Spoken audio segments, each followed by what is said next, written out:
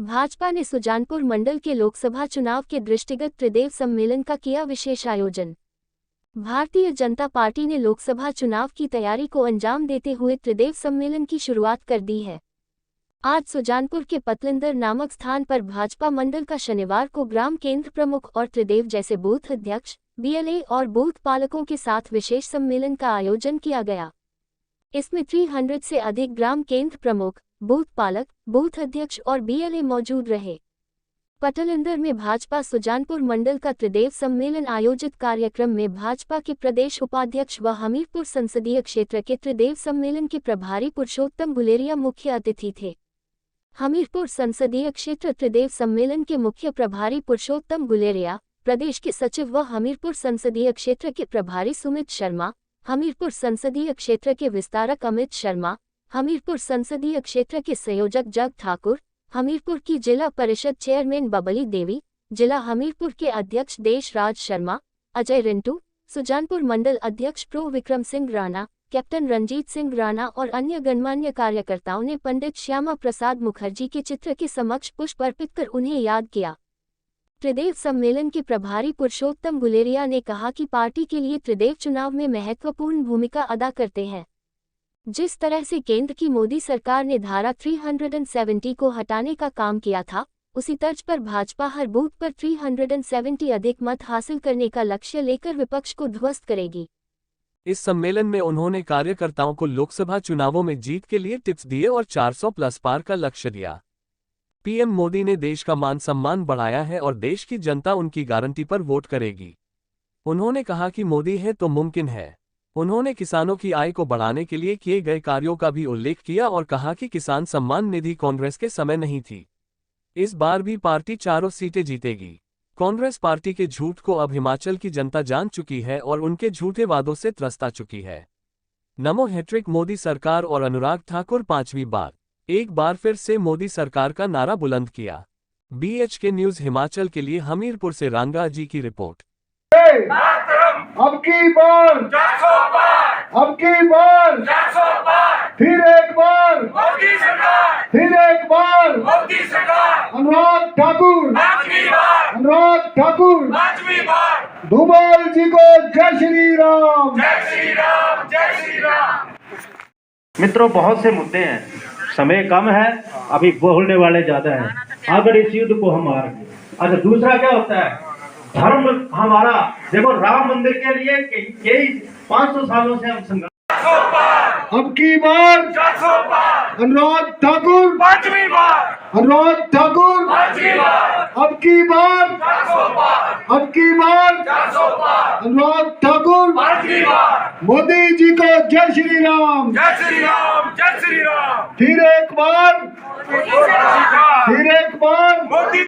हमारे बीच में विशेष रूप से उपस्थित हमारे लोकसभा के विस्तारक आदरणीय अमित शर्मा जी से वो भी आए और अपनी बात हम सबके समक्ष रखें।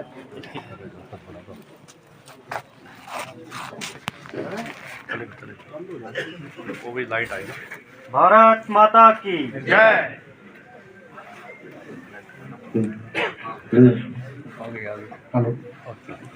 भारत माता की जय। हमारे बीच में विशेष रूप से प्रधान का महाअभियान ले,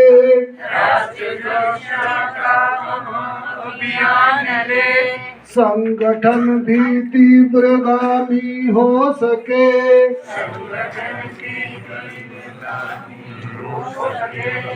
लक्ष्य का संधान करते जा रहे,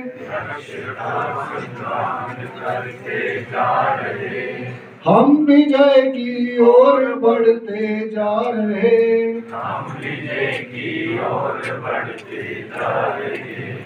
संगठन का भाव भरते जा रहे,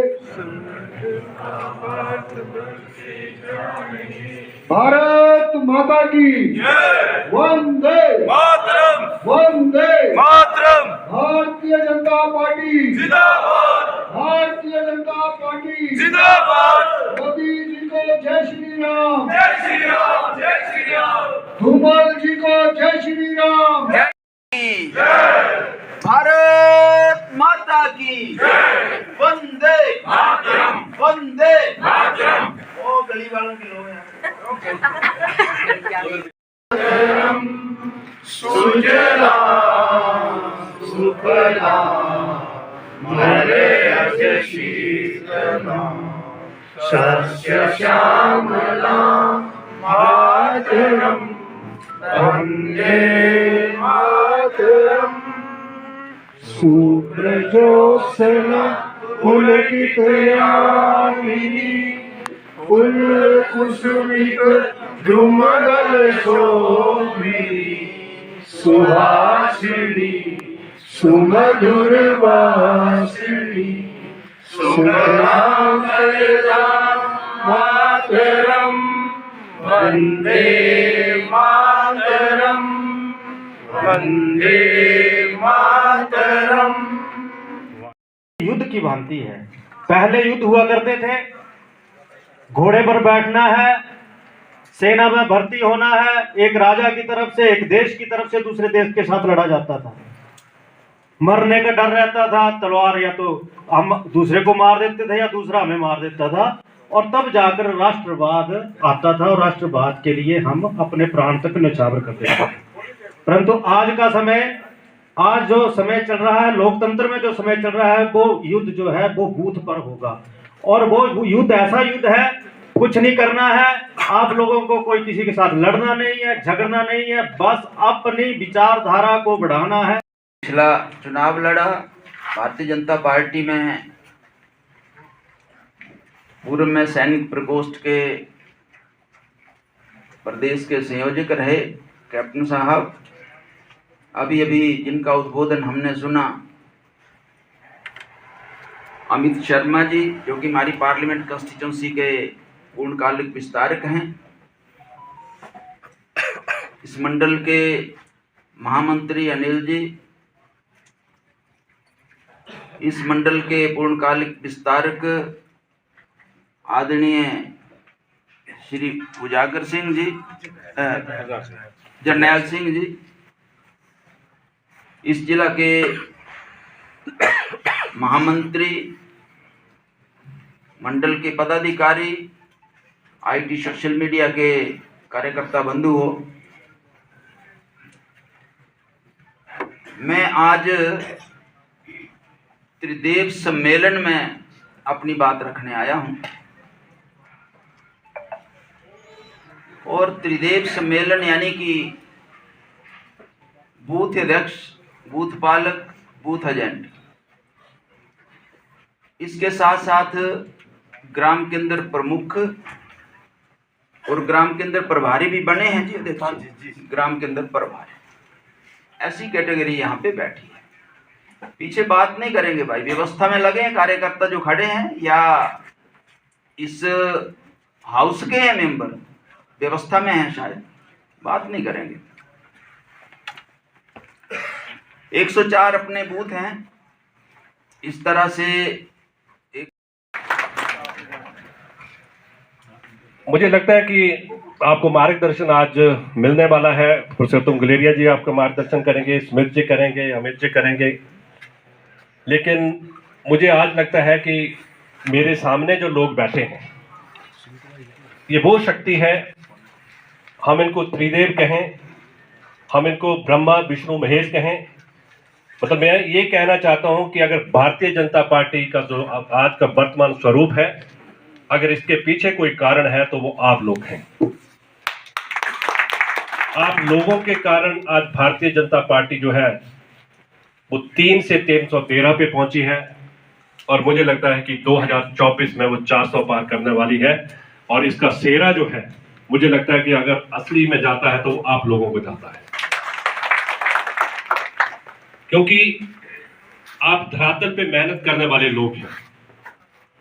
आप रोज लोगों से मिलते हैं, उसमें भारतीय जनता पार्टी का कार्यकर्ता भी होता है, आप कांग्रेस के कार्यकर्ता भी होता है, उनसे रोज आपकी वैचारिक भिड़ंत भी होती है, उनको आप कन्विंस करने का बहुत प्रयास भी करते हैं। यानी मैं कहूं तो धरातल के ऊपर जो असली लड़ाई है भारतीय जनता पार्टी की, वो आप लोग लड़ रहे हैं। अब 2024 में जो एक धर्म युद्ध आपके सामने आ गया है, 2 या 2.5 महीने का वक्त है दोस्तों, तो उसमें हमें बहुत ही सचेत रहने की जरूरत है। क्योंकि देखो पहले तो कुछ और चीजें थी, लेकिन मैंने इसको धर्म युद्ध इसलिए बोला है कि एक तरफ कौरव है, एक तरफ पांडव है, तो जीत किसकी होनी है वो हमें सुनिश्चित करनी है। इस चीज का आपको विशेष ध्यान में रखना है। मैं ज्यादा भाषण आज नहीं दूंगा क्योंकि आपको बहुत सारी चीजें यहाँ से आपका संबोधन होने वाले हैं, लेकिन एक बिंदु जो है यशस्वी प्रधानमंत्री जी का, उसके बारे में विशेष रूप से मैं आपके सामने कुछ बिंदुओं पे बात करना चाहता हूं। आज हमारे यशस्वी प्रधानमंत्री विकसित भारत की बात करते हैं, और जो हमारा जो टारगेट है विकसित भारत का वो है 2047, और 2047 का मतलब है कि आजादी मिली हमें 1947 में, तो एग्जैक्टली 100 साल लगे हमें विकसित भारत बनने में, वो भी तब जब 2014 में मोदी जी प्रधानमंत्री बने, उसके बाद यह ऑब्जेक्टिव जो हमारे सामने आया।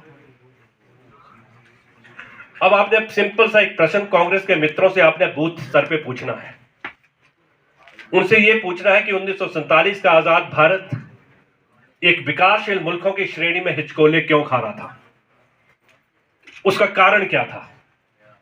क्योंकि 1947 से लगभग 60 साल तक कांग्रेस का शासन रहा, राज्यों में भी, राष्ट्रीय स्तर पर भी, और अगर वो चाहते तो भारत 2047 में नहीं, भारत 2000 तक विकसित भारत बन जाता। ये कारण कई रहे हैं, लेकिन मैं आपको कुछ फीडबैक दे रहा हूं कि आपने बात क्या करनी वहां जाके।